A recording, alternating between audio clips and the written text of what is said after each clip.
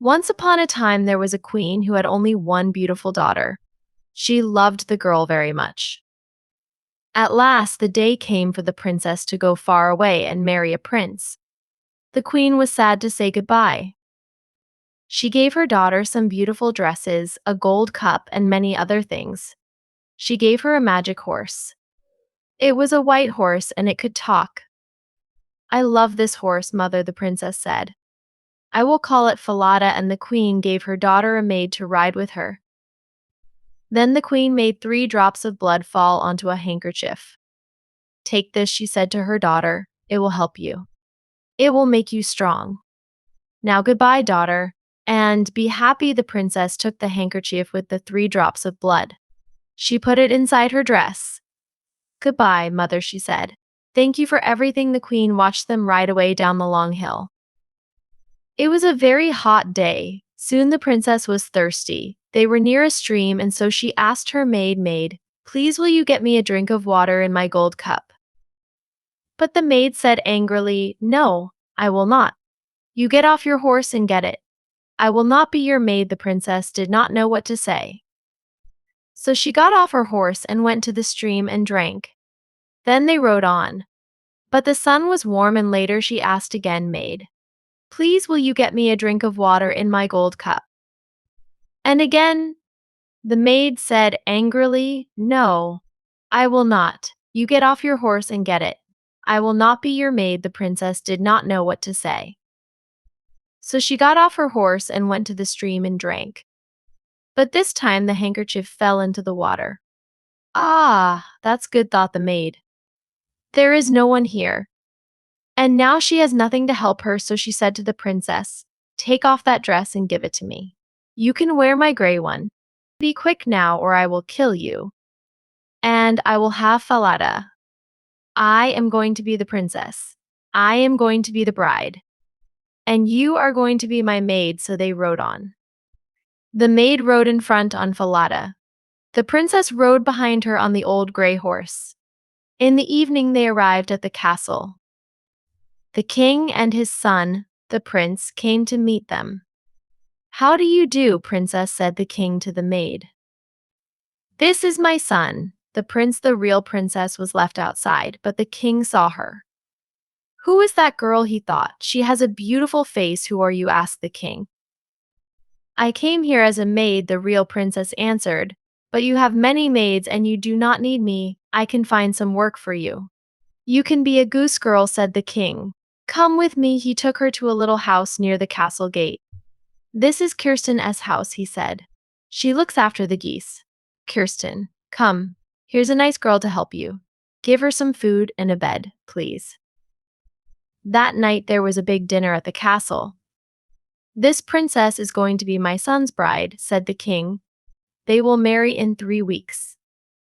The maid looked at all the people and smiled. Later that night she spoke to the prince. "I have something to tell you," she said. "That white horse, Falada, is a bad horse. It's mad. You must kill it." She was afraid because Falada could talk. "Yes, my bride," said the prince. "But if you want that, I will tell my men to take it away." The real princess heard about this. She had 1 gold coin. She ran to the men and said, "Take this gold coin. Do something for me. Do you see this dead horse? Put this horse's head by the big castle gate." What they said. "That's a mad idea." "Why?" "Because I loved that horse," she said. "I want to see its face." The men liked her. So they took the gold coin. And they put Falada's head by the castle gate. Every day Kirsten took the geese out to the meadow, and the real princess went with her. They walked through the castle gate, and every day the real princess spoke to Falada's head. "Falada, my horse. Do you know me?" "Yes, princess," the head answered. "You are the true bride." Kirsten did not like it. She thought it was very strange. Every day the real princess brushed her long gold hair. And Kirsten always said, "Give me some of your hair." "Oh, come on, cut some off and give it to me." And the real princess always said, "No, Kirsten, stop it." But Kirsten wouldn't stop it. So the real princess had to sing to the wind. "Blow, wind, blow," she sang. "Blow Kirsten's hat. blow it over there so I have time to brush my hair. Then a wind came and blew Kirsten's hat off. Kirsten had to run all over the meadow. Then the real princess had time to brush her hair. All this made Kirsten angry. "You're strange," she said to the princess. "Who are you? You talk to the wind, you talk to a dead horse's head. You're mad, you're a mad girl. I'm going to tell the king about you." So Kirsten went to the king and said, "Listen, that girl is mad. I don't want to work with her again. Every day she talks to a dead horse's head, and it talks back to her. And she sings to the wind. She asks the wind to blow my hat off. I have to run all over the meadow, said the king. The first one to come and see this, so the next day the king hid and watched. And he saw that it was true. The king heard the real princess speak to Falada's head. "Falada, my horse. Do you know me?" "Yes, princess. You are the true bride." And in the meadow the king heard her sing to the wind. "Blow, wind, blow," she sang. "Blow Kirsten's hat, blow it over there so I have time to brush my hair." He saw Kirsten's hat blow off, and he saw her run all over the meadow. That evening the king said, "Who are you? I watched you today. I saw some very strange things. What is your story?" "Oh," answered the princess, "I cannot tell you my story. She will kill me if I tell you anything," the king thought. Then he said, "I see you are too afraid to tell me. You can't tell me. All right, I will go out of the room. And you can tell your story to this old cupboard." The princess needed to speak. So she got inside the old cupboard. It was dark, but it was warm. And in the dark, she told her story. The king listened through a hole in the wall. He heard all she said. "I am the real princess, the true bride. My maid is going to marry the prince. She took my dress. She took my horse, Falada. She rode it here. She made me ride behind her. I have no one to help me. She will kill me if I tell anyone." Then the king said, "Do not be afraid. Come with me. It is time to make everything right." The king found the prince and all the people in the castle. Now he said, "Listen carefully and do not say a word." Then he told them about the real princess.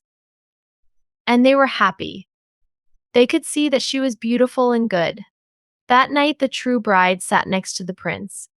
Her maid sat on his other side and did not know her. After dinner, the king spoke to everybody. "Listen," said the king. "The first have a story to tell you all. Once there was a princess who had a maid. That princess had to ride far away to marry a prince, and the maid went with her. But on the way the maid said, 'Give me your dress, and give me your horse, or I will kill you. I am going to be the princess now, and I am going to marry the prince.' Then the king went up to the maid and said, 'Tell me what you think about this.' And she answered, 'That's really bad. Put that bad maid on a horse, a mad, bad horse. And let the mad, bad horse throw her into the sea.' 'Right,' said the king.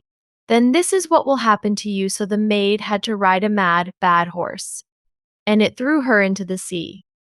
Then the prince married the real princess, the true bride, and they were very happy.